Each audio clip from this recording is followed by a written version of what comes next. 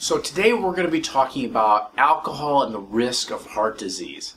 I know it's been in the media a million times, taking a moderate drinking or a moderate glass of wine is good for your health.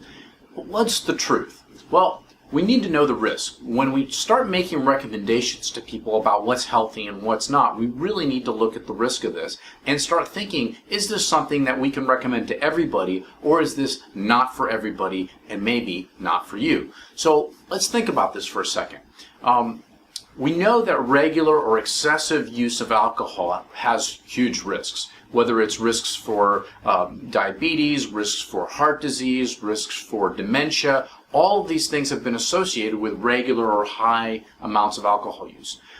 But let's look at the facts a little bit more closely, because you need to understand this if you're going to make a decision about your own health and decide what's good for me and what should I really do and what am I attached to and what things can I actually give up. So the first thing is, you need to know that alcohol use is one of the top reversible causes of high blood pressure, hypertension. Okay, so if we're talking about eliminating hypertension and you hate taking those medications on a regular basis, or you've been doing all these things and you still haven't been able to get your blood pressure down, and your doctor told you that, hey, taking a drink now and every day will help you with your risk for heart disease, guess what? That may actually be driving your blood pressure. So eliminating the alcohol may actually allow your blood pressure to come back down and eliminate the need for those medications and reduce the risk of heart disease. Okay, so sometimes the advice that's given is kind of conflicting with the reality. Okay, so that's the first thing. It's one of the top reversible reasons for high blood pressure. Second, greater than 1 drink per day or habitual binge drinking increases your risk of stroke and accounts for about 1/3 of all dilated cardiomyopathy, where your heart gets big and stops working. Right? So that's huge. That's a huge risk and something that we probably want to avoid. Okay? So a lot of times people don't think about how much they're drinking, and they think, oh, well, I've had 1 glass of wine.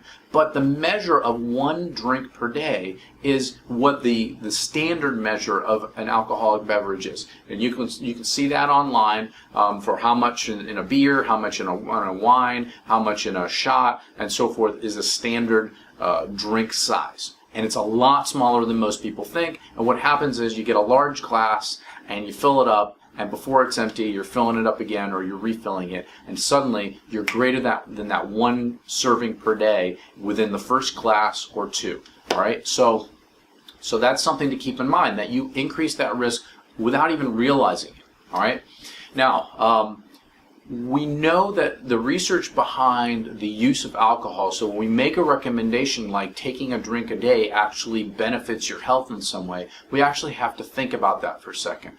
When we look at the actual data behind it, the actual research shows that the alcohol itself has no benefits to our health and is probably the part that's most toxic and most damaging to our health. It's all the other things that come from the plants that get turned into the alcohol that are beneficial to us. So we don't really need to drink alcohol to get those benefits. We can actually eat those foods fresh, eat those fruits fresh, eat those grains fresh, and we would get the same benefits as if we were to take a drink of wine or beer or something else. All right, so the take home from this is, number 1, it's not the alcohol that's beneficial, it's the other substances from the plants. So we should be eating those healthy plants, those vegetables, fruits, grains that are turned into alcohol. Number 2, doctors should not be encouraging people who don't drink to drink. Number 3, people who do drink have to be very careful, because it's real easy to get over that 1 per day amount and get yourself into a high risk category without even realizing it, because of the size of the serving that we're having or because of automatically refilling our glass. All right, so keep that in mind when you try to decide for yourself whether you're going to drink or not. So please share this video, visit silenceyourfatgene.com for more tips and to see my new book, Silence Your Fat Gene, and to look for videos related to this. We're going to be doing a video on alcohol and your brain health as well. So check that out. See you at the next video.